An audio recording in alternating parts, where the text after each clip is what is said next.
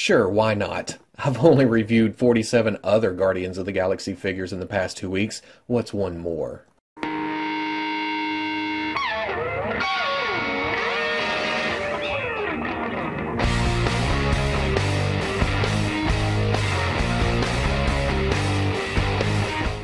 Okay people, welcome back to another Fwoosh review. Tonight I'm taking a look at the Marvel Select Guardians of the Galaxy Drax. Can you see my hand waving around right here? Yeah, I do that even when I'm not on camera. But this is based on the comic book look. I'm not quite sure what artist they based Drax off of. I know they did Gamora and Rocket off of J. Scott Campbell's art, and then Groot is Art Adams. So Star-Lord, up in the air, I don't know, and it's the same for Drax here. But I'm excited about getting this open because it finishes off the team. This is the last Guardians of the Galaxy figure I have at the moment, which the past week or so has been kind of full of Guardians. Between the Select and the new Legends line coming out, oh, so many Guardians. At the moment, I have around the desk 18 Guardians figures to mix and match and for different reviews and everything else. So I'll be happy to get this open and get all of these put away. But as you can see, it's the standard Marvel Select packaging, big ass window. I love this. You can see everything in the package. Now it is a standard size across the line, so the bigger characters have room here. Smaller characters, you get some empty space. But that's expected. They want everything to look consistent across the line. Have the animated looks right here. Again, I don't know why.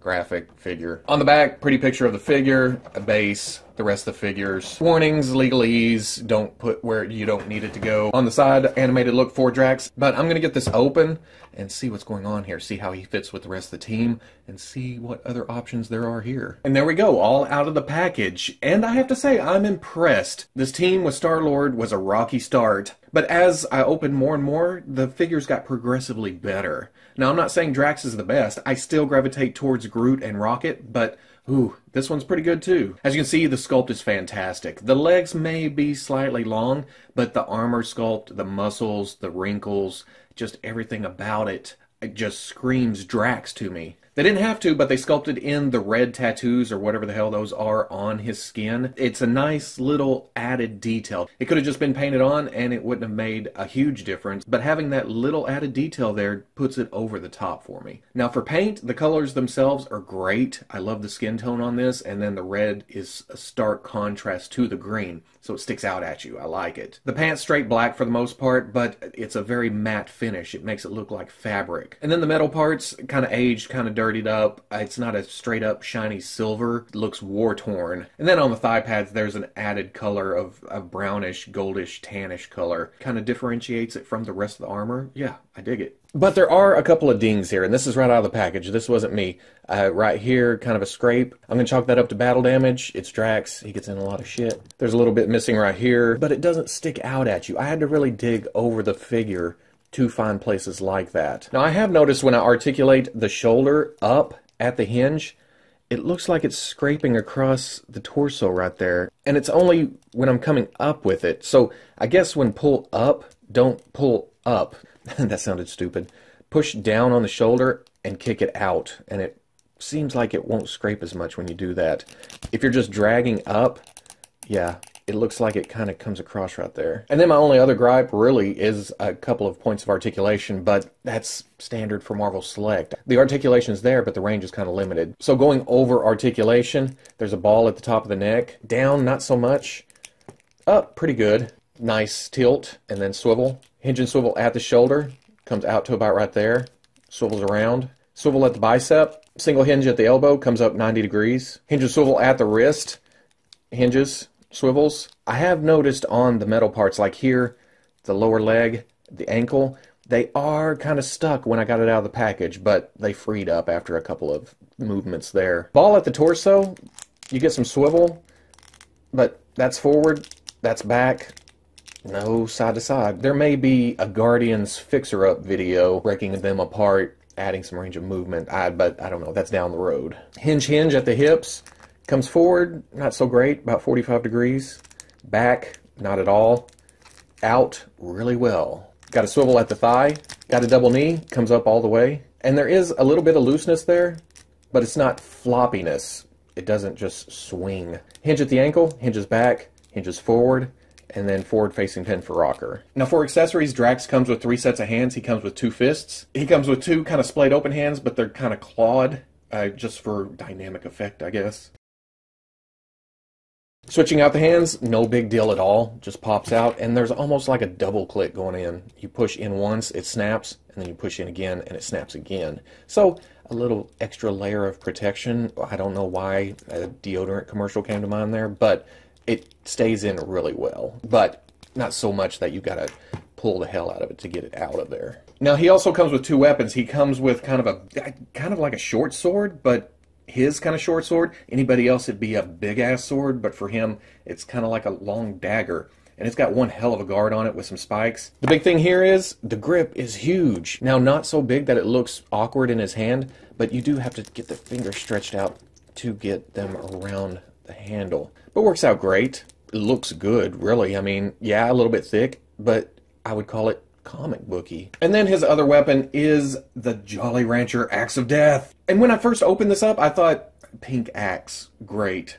And the more I messed with it, the more I posed him with it, the more I thought, pink axe, great. It kind of looks like the whole thing is cast in the pink Jolly Rancher material and then silver painted over that. But it's hard to tell. I haven't had any scratches on it, so that's good. But it's the same thing, kind of a big stick, and you got to kind of stretch the fingers to get it in the hand, but not a big deal at all. And yeah, it looks awkward, it looks out of place, but it's a big pink axe with a comic book character. You can't get more comic booky than a green-skinned, red-tattooed, alien-looking guy with metal on just his extremities, but not his main body, holding a big pink Jolly Rancher axe. Yeah, this is comic book. It's fantastic. I don't know why I'm so enamored with just an accessory, but yeah, that looks great. And then when it comes to the base, it's just like the pieces that came with the other figures. It's a nice alien landscape. It's got some tech on it, some metal, some kind of armor piece, but it makes a nice contrast between organic and non-organic. It has a dry brush of gray on it. It's got the same brown dry brush on top of that from where the Groot roots are kind of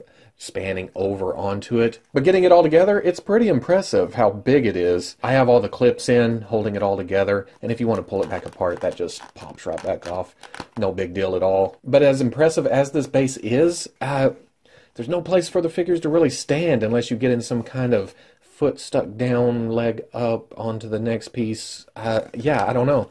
I think it goes this way. But I would have liked a flat spot in a couple of places or some foot pegs or something. As it is, they're just going to be standing behind it with the background in front, and that's going to kill a lot of space. Now here he is with the Marvel Legends Black Panther. I always do this comparison because I figure most people have this body in some form or fashion. And yeah, this is big. Marvel Select 7-inch. Here he is with the Marvel Legends movie Guardians of the Galaxy Drax. Again, big. Still looks okay though. We're going somewhere here, people. Stick with me. Here he is with the Entertainment Earth 5-pack comic Guardians of the Galaxy Drax. A little bit closer, a little bit better. But if you're like me and you think of Drax as a big ass dude, here he is with my old ass custom Drax from that era. And hell, I've had this on the shelf for years out of nostalgia, out of sentimental value, and my custom is actually taller than the Select Drax. So at the end of the day, I'm very happy with this Drax. Yeah, there's a little bit of looseness. Yeah, there's a little bit of limited range of movement, but I like it. I can't help it. I've talked several times about Star-Lord. The rest of the team here makes me want to go back and fix him. Tighten up some joints, break them apart, see what can be done about the range of movement in places. But that also goes for Gamora's chest, Drax's chest, Groot's chest. But because of the quality of the rest of the team, it makes me love this. In fact, I'm half considering of bringing down the Entertainment Earth 5-pack and putting the Select up into the display. Which, as a lot of you know, is a big deal for me to bring down a whole team and put up a completely different one, especially when it's the 7-inch scale. But with the Guardians, if you were to switch out the Star-Lord, which again is a possibility, and do some finagling with the legs of Drax and Gamora, it would work in your 6-inch display. I've seen people take the Entertainment Earth 5-pack Drax legs from the knee down, including the knee, I think, put them on this Drax, and it works in 6-inch. It makes them look a little bit stubby because we already have our mind's eye picture of Drax like this right out of the package. But if you can skew your view a little bit, it actually works. But that's all speaking of moving it into 6-inch scale. If you're a select collector, this is great. This works perfectly for you. It goes into the rest of your display. If you don't even open them, the package, like I said, is consistent across the line. So if you want to put them on the bookshelf and have the bookends and that kind of look too, again, all 4 of these figures work perfectly for you. If you take them out of the package, even better. So yeah, completely happy. Totally worth the purchase. Totally worth the time to fix up later. But at the moment, Star-Lord will stay on a stand. These will all stand around him, and they're going up on the shelf. I'll be damned. Happy, happy. So if you like the review, comment, like, subscribe. I'll catch you on the Fwoosh.